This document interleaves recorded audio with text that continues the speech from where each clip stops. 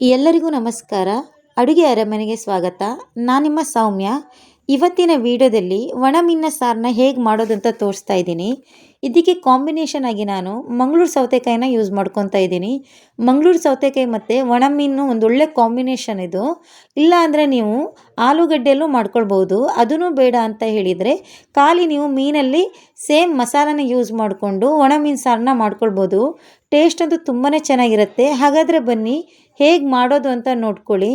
ನಾನಿಲ್ಲಿ ಮಸಾಲ ಫ್ರೈ ಮಾಡ್ಕೊಳ್ಳೋಕ್ಕೆ ಒಂದು ಪ್ಯಾನ್ನ ಬಿಸಿ ಮಾಡ್ಕೊಂಡಿದ್ದೀನಿ. ಅದಕ್ಕೆ ಒಂದು 8 ಬೇಡಿಗೆ ಮೆಣಸನ್ನು ಹಾಕ್ಕೊತಾ ಇದ್ದೀನಿ. ನೀವು ಖಾರಕ್ಕೆ ಎಷ್ಟು ಬೇಕೋ ಅಷ್ಟು ಹಾಕ್ಕೊಳ್ಳಿ. ನಾನಿಲ್ಲಿ ಮೀಡಿಯಮ್ ಖಾರನ ಮಾಡ್ಕೊತಾ ಇದ್ದೀನಿ. ಹಾಗಾಗಿ ಒಂದು 8 ಮೆಣಸನ್ನು ಚೆನ್ನಾಗಿ ಫ್ರೈ ಮಾಡ್ಕೊಂಡಿದ್ದೀನಿ.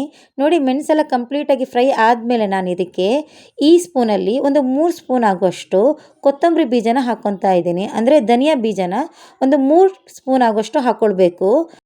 ಧನಿಯಾ ಹಾಕಿದ ಮೇಲೆ ನಾನಿಲ್ಲಿ ಒಂದು 10 ಕಾಳಾಗಷ್ಟು ಮೆಂತ್ಯ ಕಾಳನ್ನು ಹಾಕ್ಕೊತಾ ಇದ್ದೀನಿ. ಮೆಂತ್ಯನೂ ಅಷ್ಟೇ ಜಾಸ್ತಿ ಹಾಕಬಾರ್ದು, ಒಂದು 10 ಕಾಳು ಹಾಕ್ಕೊಟ್ರೆ ಸಾಕಾಗತ್ತೆ. ಹಾಗೆ ಒಂದು ಅರ್ಧ ಸ್ಪೂನ್ ಆಗೋಷ್ಟು ಜೀರಿಗೆ, ಒಂದು 1/4 ಸ್ಪೂನ್ ಆಗೋಷ್ಟು ಕಾಳುಮೆಣಸನ್ನ ಹಾಕ್ಕೊತಾ ಇದ್ದೀನಿ.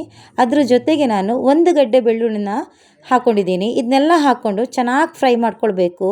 ಅದ್ರ ಘಮ ಹೊರಗಡೆ ಬರಬೇಕು. ಅಷ್ಟೊತ್ತು ನೀವು ಫ್ರೈ ಮಾಡಿಕೊಂಡು ಗ್ಯಾಸ್ನ ಆಫ್ ಮಾಡ್ಕೊಳ್ಳಿ.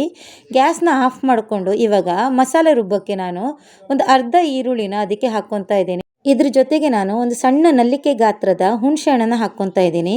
ಹಾಗೆ ಒಂದು 1/4 ಸ್ಪೂನ್ ಆಗೋಷ್ಟು ಅರಿಶಿನ ಪುಡಿನ ಹಾಕ್ಕೊತಾ ಇದ್ದೀನಿ. ಒಂದು ಕಾಯಲ್ಲಿ ಅರ್ಧ ಕಡಿ ಆಗೋಷ್ಟು ಕಾಯಿನ ಇದಕ್ಕೆ ಹಾಕ್ಕೊತಾ ಇದ್ದೀನಿ. ಒಂದು ಇಡೀ ಕಾಯಲ್ಲಿ ನಾನು ಅರ್ಧ ಕಡಿ ಕಾಯಿನ ತುರ್ಕೊಂಡು ಹಾಕ್ಕೊತಾ ಇದ್ದೀನಿ. ಇದನ್ನೆಲ್ಲ ಹಾಕ್ಕೊಂಡು ಮಿಕ್ಸಿಗೆ ಹಾಕ್ಕೊಂಡು ಒಂದು ಮಸಾಲೆನ ರುಬ್ಕೊಳ್ಳೋಣ. ಮಸಾಲೆನೂ ಅಷ್ಟೇ ತುಂಬ ನೈಸಾಗಿ ರುಬ್ಕೊಳ್ಬೇಕು. ನೀವು ತರ್ತರಿಯಾಗಿ ರುಬ್ಕೊಳ್ಳೋಕೆ ಹೋಗಬೇಡಿ. ಎಷ್ಟು ಚೆನ್ನಾಗಿ ರುಬ್ಕೊತೀರಾ ಟೇಸ್ಟೂ ಅಷ್ಟೇ ಚೆನ್ನಾಗಿರುತ್ತೆ.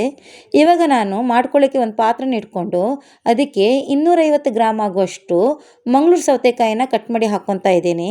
ಅದ್ರ ಜೊತೆಗೆ ಇನ್ನೊಂದು ಅರ್ಧ ಈರುಳ್ಳಿನ ಉದ್ದಕ್ಕೆ ಕಟ್ ಮಾಡಿ ಹಾಕ್ಕೊಂಡಿದ್ದೀನಿ. ಒಂದು ಸಣ್ಣ ಟೊಮೊಟೊನ ಉದ್ದಕ್ಕೆ ಕಟ್ ಮಾಡಿ ಹಾಕ್ಕೊತಾ ಇದ್ದೀನಿ. ರುಚಿ ಅಂತೂ ತುಂಬಾ ಚೆನ್ನಾಗಿರುತ್ತೆ. ಒಂದು ಸಲ ನೀವು ಟ್ರೈ ಮಾಡಿ ನೋಡಿ. ನೀವು ಖಂಡಿತವಾಗ್ಲೂ ಈ ಸಾರನ್ನ ತುಂಬಾ ಇಷ್ಟಪಡ್ತೀರಾ. ಸೌತೆಕಾಯಿ, ಈರುಳ್ಳಿ, ಟೊಮೊಟೊ ಹಾಕಿದ ಮೇಲೆ ನಾನು ಸೌತೆಕಾಯಿ ಬೇಯೋಷ್ಟು ನೀರನ್ನ ಹಾಕ್ಕೊತೀನಿ. ಅದಕ್ಕೆ ಒಂದು ಚಿಟಿಕೆ ಆಗೋಷ್ಟು ಅರಿಶಿನ ಪುಡಿನ ಹಾಕ್ಕೊತೀನಿ.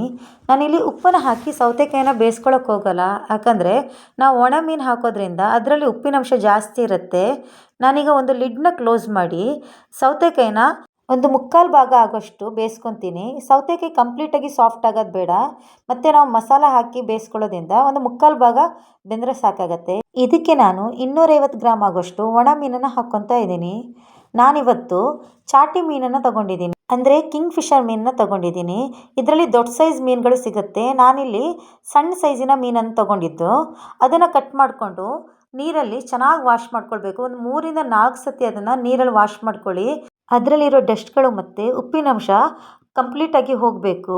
ಈಗ ಇದಕ್ಕೆ ನಾನು ಏನು ರುಬ್ಬಿ ಇಟ್ಕೊಂಡಿದ್ದೀವಲ್ಲ ಮಸಾಲ, ಅದನ್ನು ಹಾಕ್ಕೊತಾ ಇದ್ದೀನಿ. ನನ್ನ ಚಾನಲ್ನ ಸಬ್ಸ್ಕ್ರೈಬ್ ಮಾಡ್ಕೊಂಡೆ ನೋಡ್ತಾ ಇದ್ದರೆ ದಯವಿಟ್ಟು ಸಬ್ಸ್ಕ್ರೈಬ್ ಮಾಡ್ಕೊಳ್ಳಿ. ಹಾಗೆ ಅಲ್ಲಿರೋ ಬೆಲ್ ಐಕಾನ್ನ ಪ್ರೆಸ್ ಮಾಡಿ. ಇದರಿಂದ ನನ್ನ ಎಲ್ಲ ವೀಡಿಯೋಗಳು ನಿಮಗೆ ನೋಟಿಫಿಕೇಷನ್ ಮೂಲಕ ಸಿಗುತ್ತೆ. ಹಾಗೆ ನನ್ನ ವಿಡಿಯೋ ನಿಮಗೆ ಇಷ್ಟ ಆದರೆ ನಿಮ್ಮ ಫ್ರೆಂಡ್ಸ್ ಹಾಗೂ ಫ್ಯಾಮಿಲಿ ಮೆಂಬರ್ ಜೊತೆಗೆ ಶೇರ್ ಮಾಡ್ಕೊಳ್ಳೋದನ್ನ ಮಾತ್ರ ಮರಿಬೇಡಿ.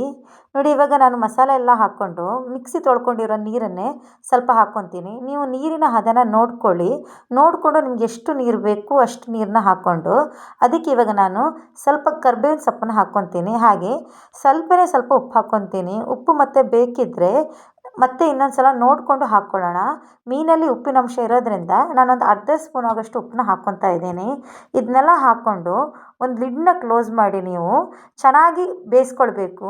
ಮಸಾಲೆ ಹಸಿ ವಾಸನೆ ಹೋಗೋ ತನಕ ನೀವು ಲಿಡ್ನ ಕ್ಲೋಸ್ ಮಾಡಿ ಅದನ್ನು ಚೆನ್ನಾಗಿ ಕುದಿಸ್ಕೊಳ್ಳಿ. ಟೇಸ್ಟ್ ಅಂತೂ ತುಂಬಾ ಚೆನ್ನಾಗಿರುತ್ತೆ. ನೀವು ಒಂದು ಸಲ ಟ್ರೈ ಮಾಡಿ ನೋಡಿ. ಬಾಯ್ಲ್ಡ್ ರೈಸು, ಇಡ್ಲಿ, ದೋಸೆಗೆಲ್ಲ ಒಂದು ಒಳ್ಳೆ ಕಾಂಬಿನೇಷನು.